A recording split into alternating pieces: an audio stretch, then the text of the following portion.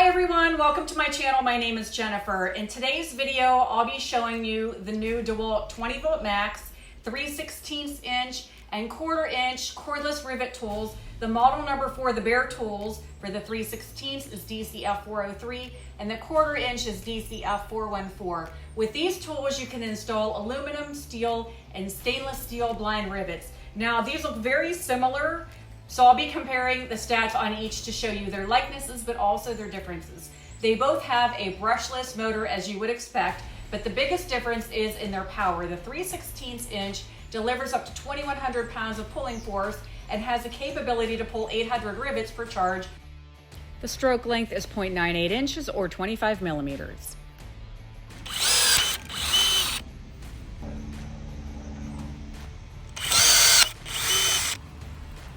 Whereas the 1/4 inch has 4,500 pounds of pulling force and has the capability to pull 300 rivets per charge.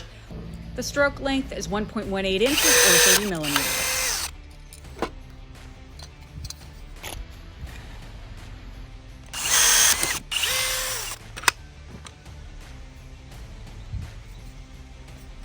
One really convenient feature is that you can change the nose pieces on both without the need for an additional tool, and I'm going to show you how to do that now. Now this is the DCF403, and if you take this cap off, the extra pieces are in here, and they are marked too. If you look at the cap, it has a 1, 2, 3, and a 4, and so it tells you the corresponding millimeter size and the inches size. So the ones that are in here, like for instance, this is number 1, and you can see there's a little 1 marked on that nose piece, okay? So the 1 corresponds with 3/32 or 2.4 millimeters. The 2 is 1/8 inch or 3.2 millimeters. The number 3 is 5/32 or 4.0 millimeters.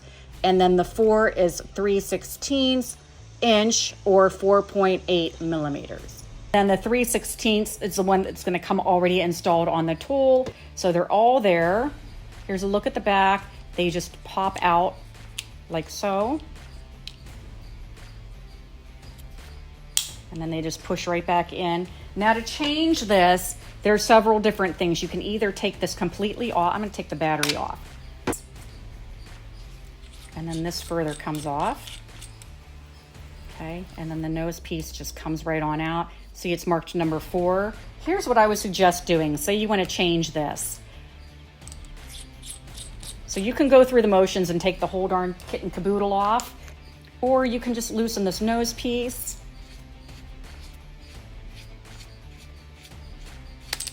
But did you see that? Because there is a spring in there and it's spring loaded, so to put a new one in, you kind of have to, I don't know that I would actually want to do that way. Probably what I'm going to do to change the nose pieces is to loosen this just a little bit to relieve that tension off the nose.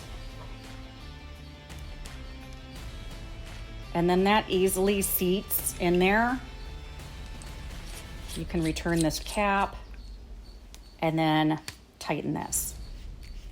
That's probably how I would do it. Okay, here's a good look at the back. That's where your stems are going to come out when you tilt this back into the collection cup.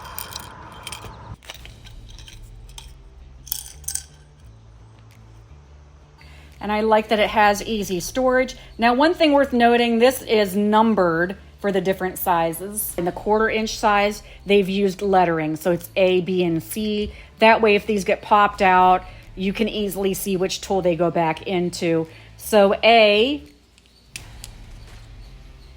which is right here, is the 3/16 inch size, and that is 4.8 millimeters. B is the 15/64 inch size, and that is 6.0 millimeters. And then C is the 1/4 inch that came already installed on the tool, and that is 6.4 millimeters. So there is a really good look at the cap.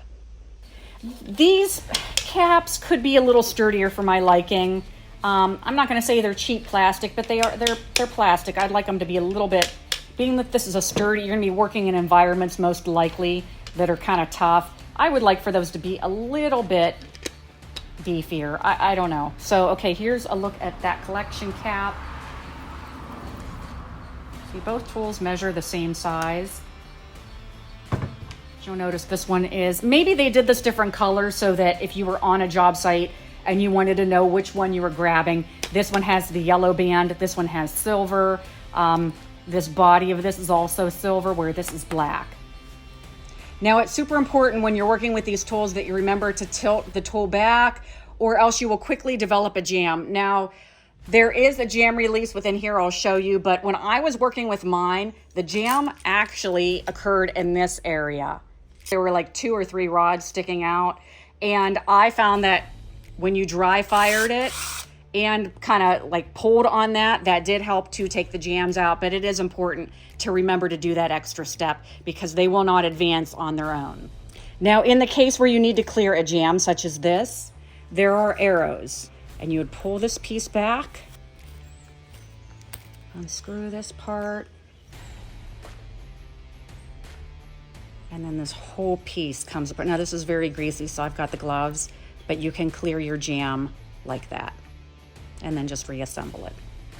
They both have an integrated LED work light that comes on automatically. When the trigger switch is pressed, the light will stay on for 60 seconds after the trigger is released. It also acts as an indicator. When the battery is getting low, the light will flash. When there's a clog, the light will flash fast. Now, my Rivet tools came as part of kits. So for the 3/16, you'll get the tool itself, a bag, charger, 120 volt max 2 amp hour battery, a belt hook, a replacement jaw set, and the nose pieces.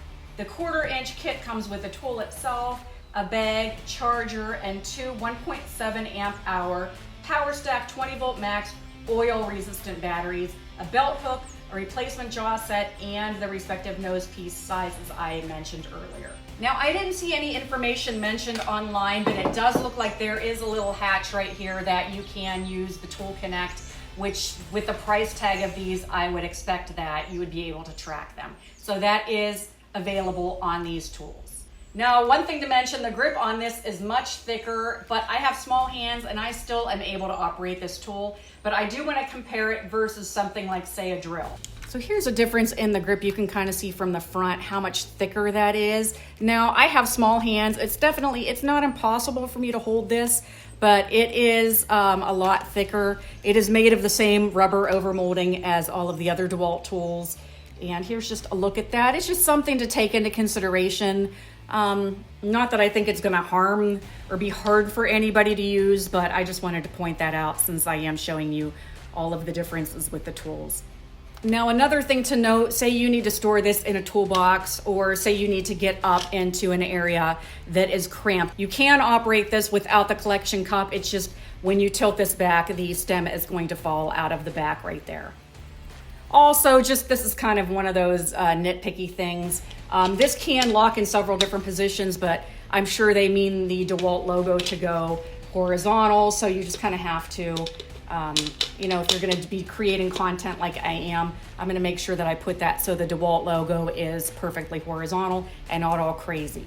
One thing that's interesting, this does not have a separate trigger lock like a lot of, you know, like my drill has a trigger lock right here. This does not have that, which is a little bit surprising to me. Here's where your belt clip would attach, and you can use it on the left side or the right side, whichever suits your needs. Both tools measure 10.5 inches long. Now, that is from the nose to the collection cap, and 8.6 inches high. That is without the batteries, and they weigh 3.6 pounds and come with a 3-year limited warranty, 1-year free service contract, and a 90-day money-back guarantee.